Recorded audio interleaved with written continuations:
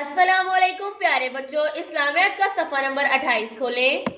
इस सफ़े पर हम सोने जागने की सुन्नतें और आदाब सीखेंगे। आइए अपना आज का पहला सवाल पढ़ते हैं। सवाल नंबर 1, हमें किस तरह नहीं सोना चाहिए? जवाब, काबा की तरफ पाँव नहीं करने चाहिए, उल्टा नहीं सोना चाहिए। सवाल, हमें किस तरह नहीं सोना चाहिए? जवाब, काबा की तरफ पाँव नहीं करने चाहिए, उल्टा नहीं सोना चाहिए। सवाल नंबर 2, सोने से पहले क्या पढ़ना चाहिए? सवाल, सोने से पहले क्या पढ़ना चाहिए?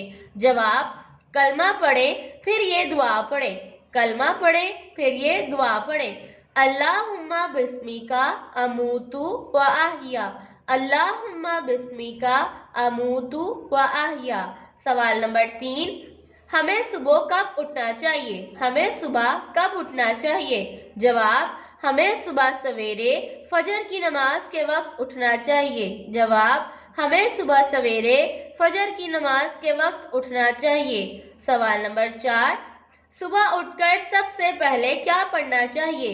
सुबह उठकर सबसे पहले क्या पढ़ना चाहिए? जवाब, अल्हम्दुलिल्लाहिल्लज़ी अहयाना बादा मा अमातना व इलैहिन नुशूर। अल्हम्दुलिल्लाहिल्लज़ी अहयाना बादा मा अमातना व इलैहिन नुशूर, ये दुआ पढ़नी चाहिए। प्यारे बच्चों, हमें अपना हर काम सुन्नत के मुताबिक अदा करना चाहिए। आइए अपने सबक को फिर से पढ़ते हैं।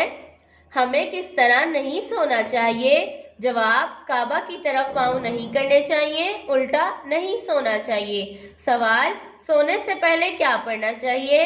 जवाब, कलमा पढ़े फिर ये दुआ पढ़े, अल्लाहुम्मा बिस्मिका अमूतु व अहिया। सवाल, हमें सुबह कब उठना चाहिए?